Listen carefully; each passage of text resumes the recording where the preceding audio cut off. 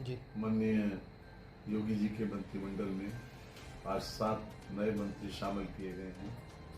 इनको मैं बधाई देता हूं और शुभकामनाएं भी देता हूं। साथ ही भारतीय जनता पार्टी की सरकार ने इन 7 मंत्रियों को शामिल करके इस विचार को और पुष्ट किया है कि भारतीय जनता पार्टी सबका साथ, सबका विकास, सबका विश्वास पर अमल करती है। और मेरा विश्वास है कि इन 7 मंत्रियों के मंत्रिमंडल में शामिल होने से ये सर्वसमावेशी मंत्रिमंडल आगे आने वाले चुनाव में भारतीय जनता पार्टी को और अधिक बहुमत दिलाएगा। साथ ही यहाँ तक जितिन प्रसाद जी के शाहजहांपुर में मंत्री बनने से शाहजहांपुर में और दूनी गति से विकास का रास्ता साफ करेगा।